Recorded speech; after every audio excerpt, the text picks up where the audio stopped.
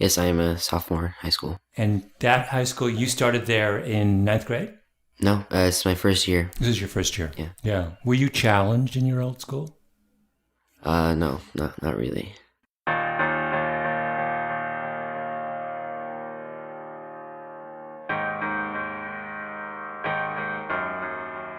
Welcome to Revisionist History, where every week we re-examine something from the past that's been forgotten or misunderstood. I'm Malcolm Gladwell.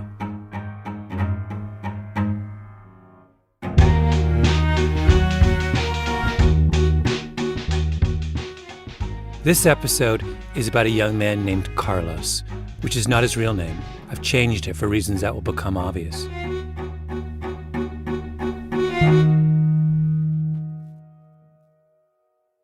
Were you bored most of the time? And what were you doing when you were sitting in class? Well, I usually finished my classwork a lot earlier than some of the other kids. And I guess I was a little bored. Carlos is slight, a little short for his age, braces, thick head of black hair, a good-looking kid, but normal. He wouldn't stand out if you saw him on a school bus. It's his manner that's distinctive. For a teenager, he's really deliberate, thoughtful, a little guarded in a way that makes him seem much older. He lives in Los Angeles. He's just transferred from a massive public high school to an elite private school. I really enjoy math. Math is it's not easy, but it just makes the most sense. When he talks about math, Carlos relaxes. He looks happy, like math is the warmest and safest place he knows. Some people just say they hate math because they don't understand it, but I just like learning about like the concepts of math. And when I can understand something, I feel it just makes everything's very precise. You know, it's not a lot of room for error. I guess that's why I like math. Is that the subject that you get the best grades in? Well, I do get pretty good grades, all my classes. What's the last time in school you ever felt that you didn't understand something or couldn't do something or... I'm going to sound kind of arrogant, I think, but most concepts that I'm taught, I catch on to them pretty quickly. Carlos is a smart kid. He's gotten a scholarship to a really good private school. He's excelling. It's not hard to imagine that one day he'll go to a college of his choice. He's going places. This is what civilized societies are supposed to do, to provide opportunities for people to make the most of their ability. So that if you're born poor, you can move up. If you work hard, you can improve your lot. There's even a term for this: capitalization. A society's capitalization rate is the percentage of people in any group who are able to reach their potential, capitalize on their potential. I think the capitalization rate is one of the single best ways we have to capture how successful and just a society is. If I know that number, I think I have a better handle on how well a country is doing than if I know its GDP, or its growth rate, or its per capita income. And right from the beginning, Americans have told themselves that they're really good at capitalization, really good at social mobility. Any kid can grow up to be president. That's what's supposed to set America apart from everywhere else. Over the course of the next 3 episodes of Revisionist History, I want to reevaluate this idea. Go back and ask the question, is it true that we're good at capitalization? In one upcoming show, we're going to talk about where the money goes in American higher ed. I'm going to take you to a small college in South Jersey and ask the question, is the system geared to serve the poor smart kid or the rich smart kid? In another episode, I'm going to compare 2 liberal arts colleges and ask what happens when a school really tries to help someone like Carlos. But this episode is about Carlos himself, because his story is a little more complicated than it seems. Actually, a lot more complicated. I met Carlos through a man named Eric Eisner. And what was your first impression of him? Well, Mr. Eisner... You can speak freely, even though he's in the room. Well, Mr. Eisner can be intimidating sometimes. Eric used to be a big-shot entertainment lawyer. Back in the day, he worked for David Geffen. He's a kind of athlete swagger, wears impeccable Tom Ford suits. Anyway, he retired in the early 1990s and a few years later started a program for gifted public school kids in Los Angeles. It's called Yes. He talks to a lot of teachers, looks at test scores, identifies the most promising kids, tutors them, and uses his connections to get them into private schools. He's been doing it for nearly 20 years. A couple hundred students have passed through Yes and have gone on to graduate from some of the top universities in the country. Carlos is one of his kids. When Carlos was in 5th grade, Eric got him into a fancy elementary school in Brentwood. Now, several years later, Carlos comes to meet me at Eric's house in Bel Air, up one of those winding, gorgeous canyon roads from Sunset Boulevard. I'm across the table from Carlos. Eric is behind me, sitting in an armchair. That's why his voice is sometimes a little faint. Eric asks Carlos to think back to that fancy elementary school in Brentwood. Did he feel self-conscious going there? I did, but not because I was Hispanic. Eric asks whether it was because Carlos was poor and those kids were rich. Did that make Carlos feel self-conscious? Well, now that I think about it, I think it kind of did. It definitely... I felt like maybe I was the only one. Not the only one. The episode with the sneakers? Eric asks about the episode with the sneakers. Did Carlos remember that? You erased this from your memory? Have I? Can you tell me what happened? Here's what happened. The teachers in Brentwood called Eric to tell him that Carlos wasn't playing with the other kids at recess, even though he seemed very engaged with them in the classroom. Eric then talked with Carlos and noticed that his sneakers were about 3 sizes too big. So he bought him shoes the right size, and that solved the problem. Do you remember this? Well, the being not wanting to play the sports with the other kids, that does ring a bell. But I don't remember the sneakers. Eric says Carlos's sneakers were so big they curled up like elf shoes. But Carlos says he doesn't remember the sneakers. This happens to him a lot.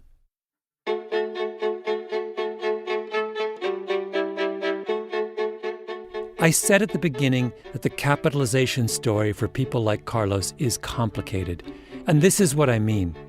Carlos is a really, really gifted kid, but it's almost impossible to imagine Carlos making it into the fancy school without Eric. In other words, in order for the system to work, for the smart kid to make it up the ladder, he needs an advocate, and not just an ordinary advocate. A high-powered guy with lots of connections who can get you in and watch over you and make sure you get new sneakers because the ones you have are curled up like elf shoes. Capitalization requires an Eric Eisner. And how many Eric Eisners do you think there are out there? Then there's the second complication. To find opportunity, Carlos had to go to Brentwood, 45 minutes up the freeway from where he grew up. A wealthy, white, leafy green neighborhood. The truth is, that's where opportunity is in America these days. But you can't just jump from where Carlos was from straight to Brentwood and leave your past behind. Your past comes with you. What were the other students like? Well, the other students, naturally, kids are going to be kids. And so they weren't too different. Okay, wait. I need to give me a second here. I'm getting kind of nervous. A few years ago, 2 prominent economists, Carolyn Hawksby of Stanford and Chris Avery of Harvard, published a really important paper called The Missing One-Offs. Hawksby and Avery start out by talking about something that happened 10 years ago. That's when some of the elite U.S. colleges, the Harvards and Princetons of the world, announced that they'd give free tuition to any deserving student who came from the bottom of the economic ladder. At the time, the cutoff was a family income of $40,000 a year. Now it's $65,000. In other words, if a poor kid is smart enough to get in, she can attend for free. And what happens after the elite schools make this announcement? Not much. To use Harvard as an example, they ended up taking in about an additional 15 or so low-income students a year after changing their policies. That's out of a freshman class of more than 1,600. It's a drop in the bucket. Let me quote directly from the paper now, because this is a crucial point. Interestingly, this very modest effect was not a surprise to many college admissions staff. They explained that there was a small pool of low-income, high-achieving students who were already fully tapped, so that additional aid and recruiting could do little except shift them among institutions that were fairly similar. In other words, the admissions officers felt they had gone out of their way to look for these kinds of kids. They'd made special visits to high schools with lots of poor students. They'd sent out letters to kids with high test scores living in bad neighborhoods. They had built a network of guidance counselors. They sponsored free campus visits for low-income students, and they made it tuition-free. But if you do all those things and you only get an extra 15 smart, poor kids a year at Harvard, that must mean that there aren't a lot of poor, smart kids out there. They're talking about Carlos. They're saying that kids like Carlos are pretty rare.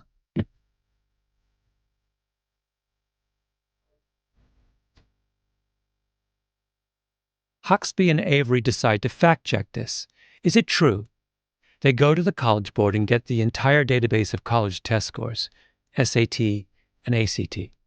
Then they take those scores and match each score to a high school and a neighborhood and a zip code and to all that they could find about where the student comes from. And they end up with a giant map of every high-achieving, low-income high school senior in the country. And here's what Huxby and Avery discover. The admissions officers are totally wrong. Actually, there are a huge number of poor, smart kids in the United States. There's probably 35,000 students a year who score in the 90th percentile or above on their SATs and who also come from families living on less than $40,000 a year. Now keep in mind, these are kids who don't have tutors, who don't go to high schools with a million advanced placement courses, and who probably took the test once, not 2 or 3 times like upper middle class kids. So these scores are on the low side. These are kids who could ace a test in one shot.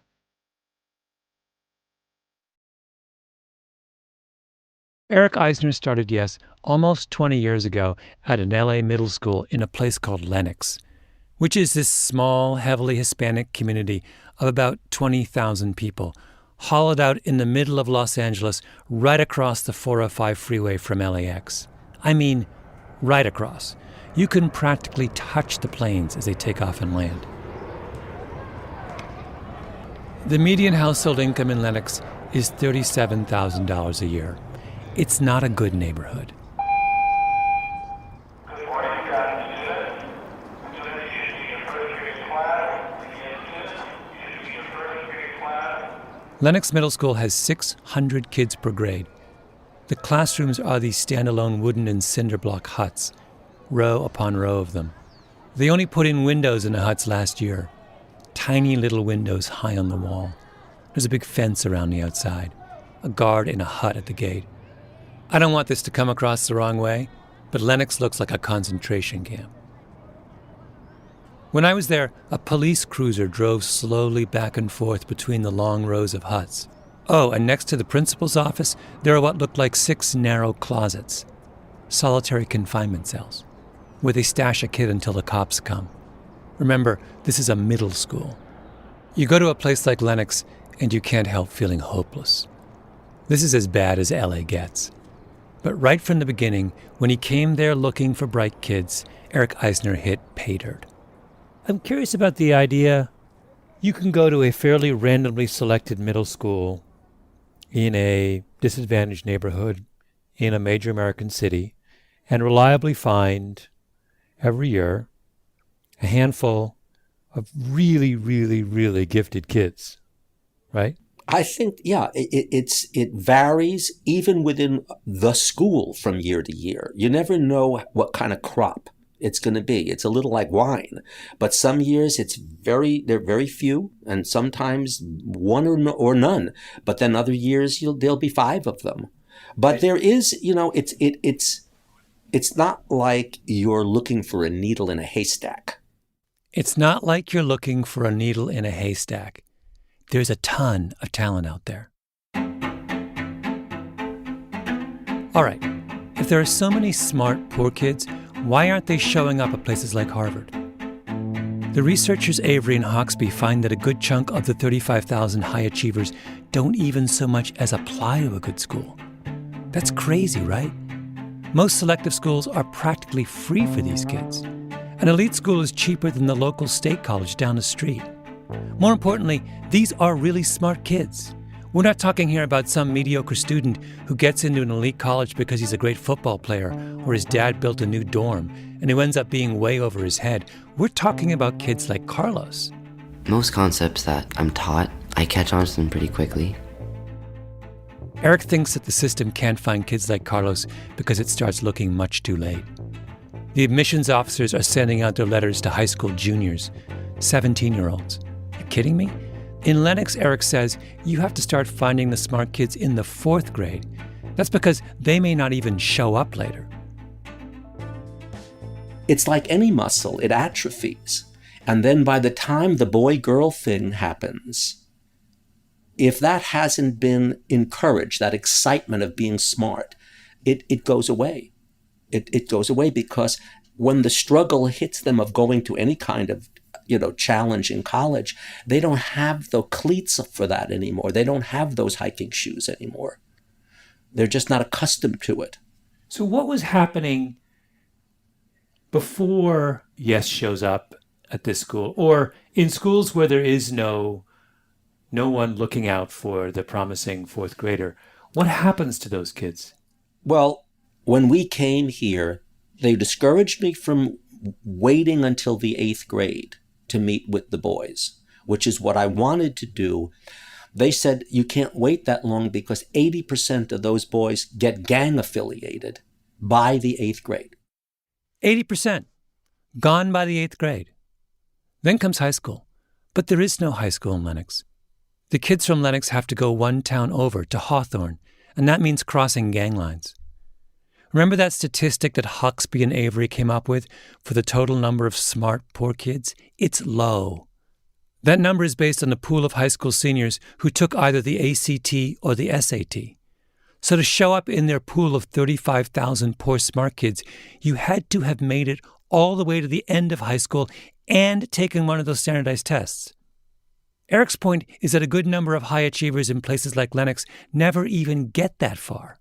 What's the capitalization rate in Lenox if you have to cross a gang line to get to high school?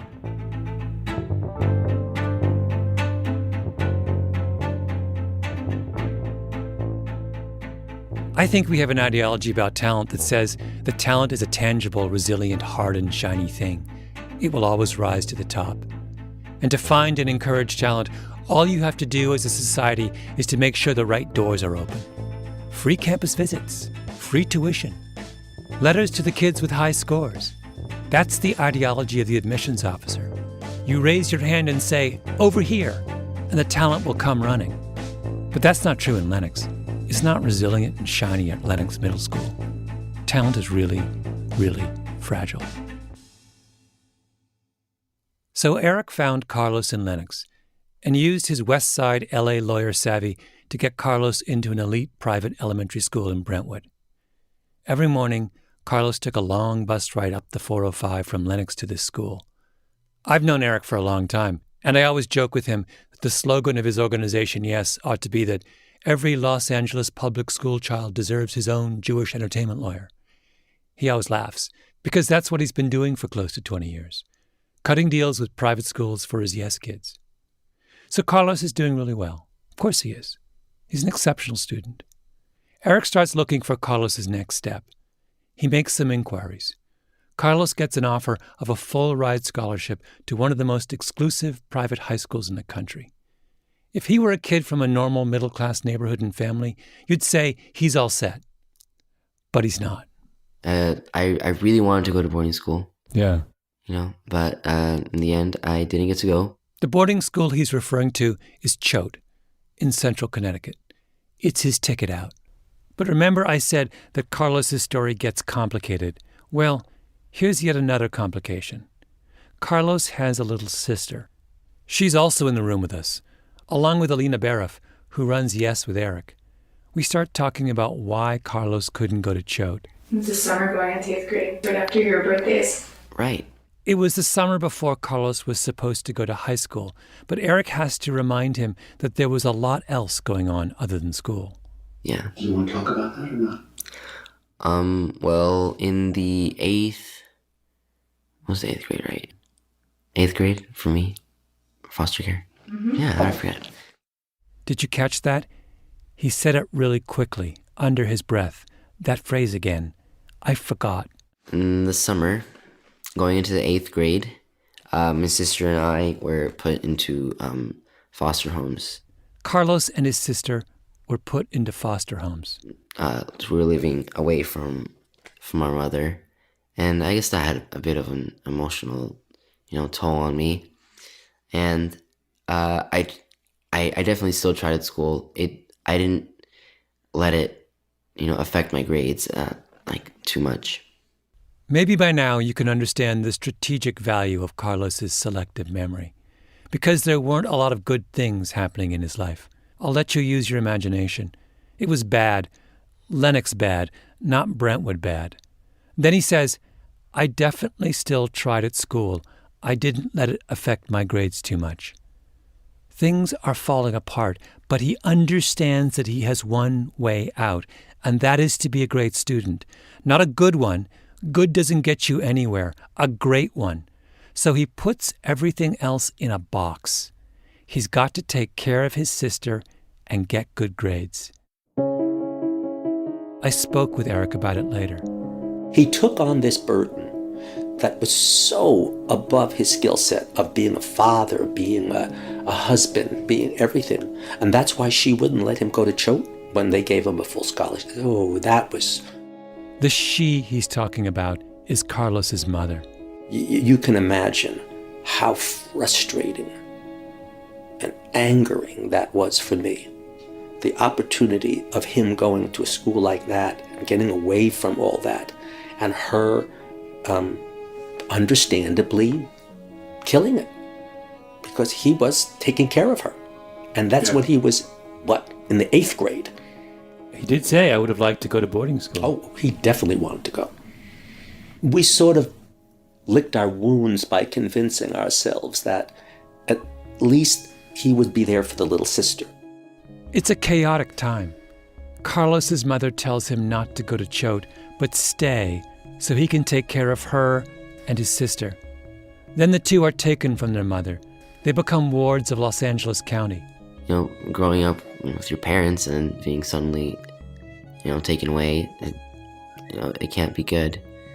But I guess the hardest part was moving around house to house. Like, it's not that I moved to one foster home and then stayed there for a year and a half. I've moved to, I think, 4. 4 homes.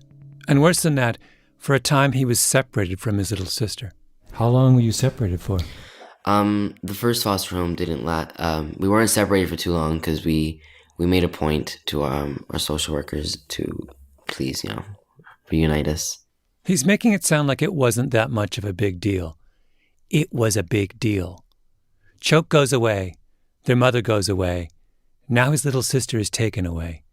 And the two of them start bouncing around the foster homes of South LA and made a point to our social workers to please reunite us. It was a war. This is Eric again from later. He didn't tell you how disastrous these first foster homes were. When you say disastrous, what do you mean? Just idiotic. I mean, it wasn't like, oh, thank God they're in this wonderful home. First of all, they were one of 5 foster kids in the, you know what I mean? This is not, let us take you into our home. This is, how much are you going to pay us? How many kids can we, right?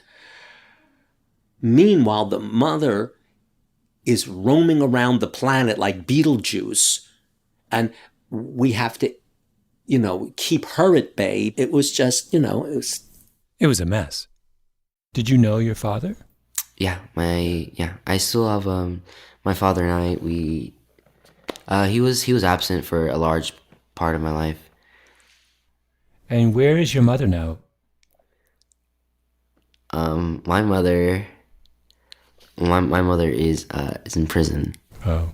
Yeah, in Texas at the moment. I'll let you use your imagination again as to why.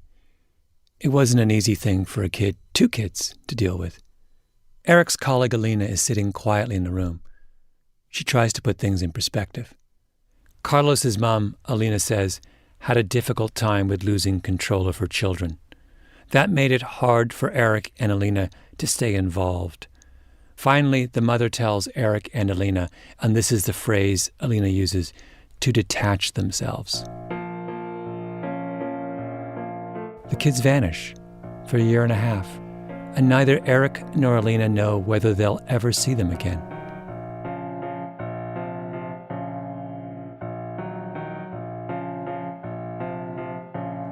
That's the difference between being privileged and being poor in America. It's how many chances you get. If you're wealthy, all kinds of things can happen and you'll be okay. You can drop out of school for a year. You can get addicted to painkillers. You can have a bad car accident. No one ever says of the upper middle class high school kid whose parents get a terrible divorce, I wonder if she'll ever go to college. She's going to college. Disruption is not fatal to life chances. A friend of mine was once stopped by cops speeding on the East River Drive in Manhattan, drunk with a syringe on the dashboard. And what happened? Nothing happened. He went on to have the kind of brilliant career he deserved to have. That's the point of privilege. It buys you second chances. But if you're from Lenox, even if you're a kid with all the talent in the world, you don't get the same number of chances. That's why there are at least 35,000 really smart, poor high school seniors every year in this country, and so few of them are making it to the kinds of colleges they deserve. Because too many things get in the way.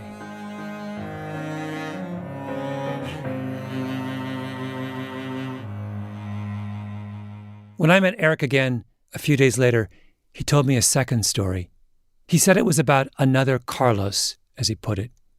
He said he got a call from an elementary school principal in Lenox. She says, I want you to come meet a bunch of fourth graders that I think are outstanding. When I got to the third boy, I said, tell me about yourself. Eric asks about the little boy's father. Where is he? It's the standard question he always starts with. Because there are so many absent fathers in that world, that question narrows things down pretty quickly. His answer was so peculiar. It gripped me so fast. He looked at me and he said, there was violence. Those were the very words that came out of his mouth. And the minute he said it, I went, oh my God. I had more than a sneaking suspicion. This is the boy who saw virtually his entire family murdered by a crazy neighbor with who got into a beef with his father. He saw his father killed, his older brother killed, guy had a shotgun. He ran into the house, grabbed his little sister, they hid under a bed, and the guy burned the house down. He was hiding under the bed while the house was on fire. His mother finally came back. He ran outside to see his mother beaten up. She was in the hospital for months after this. And the police came and killed the guy, shot the guy. It was so horrendous. And it didn't occur to me that this was a Lennox family. And I realized I am now talking to this boy because he is one of the 3 outstanding boys in the class. Wait, what was he like? Fantastic. He was poised. He was articulate. When he said there was violence, the needle moved 180. It went from, wow, what an interesting, remarkable, articulate, confident kid you are. What a fortunate kid you are, to, oh my God, I now think I know the reality of you.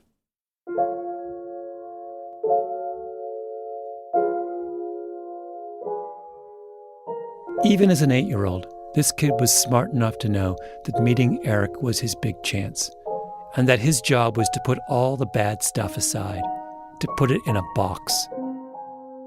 That's what these kids are like, the ones who make it out. They learn from a very early age where the exits are, and they don't let anything get in their way. You see your family getting massacred or your mother go to prison, and you say, like Carlos did, I definitely still tried at school. I didn't let it affect my grades too much. So what happens to Carlos? He gets lucky. Lucky because the foster care situation works itself out. He forgets all the bad stuff that's happening. He takes care of his sister. He reestablishes contact with Eric and Alina, and they find him another private school. Not Choate, not a boarding school, something closer to home. But whatever you do, don't call this story inspirational. Because it's not. It's depressing. Because it says that if you live in Lenox and things go awry, you have to have an Eric and an Alina in your corner and be as tough and single-minded and one in a million as Carlos is to make it out. That's why the capitalization of talent is such an issue, because these are really long odds.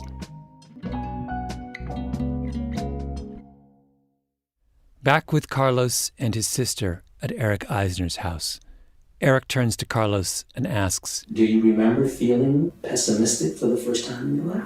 Were you ever pessimistic? I wasn't really pessimistic. Overwhelmed?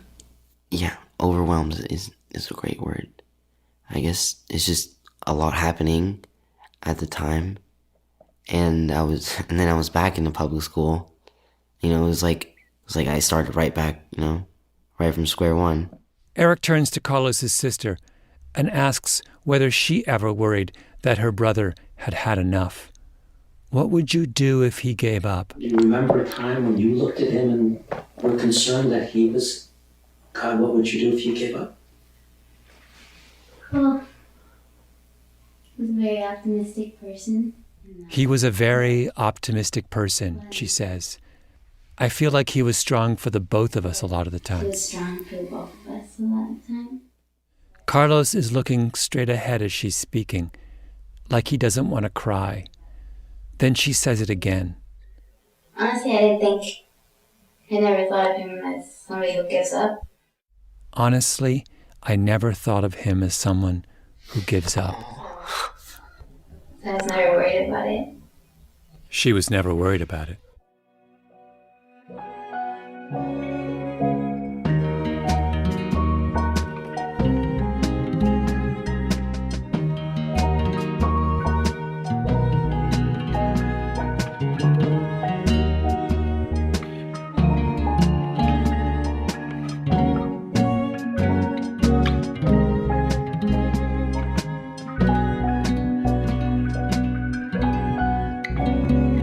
You've been listening to Revisionist History. If you like what you've heard, do us a favor and rate us on iTunes. It helps. You can get more information about this and other episodes at revisionisthistory.com or on your favorite podcast app. Our show is produced by Mia LaBelle, Roxanne Scott, and Jacob Smith. Our editor is Julia Barton.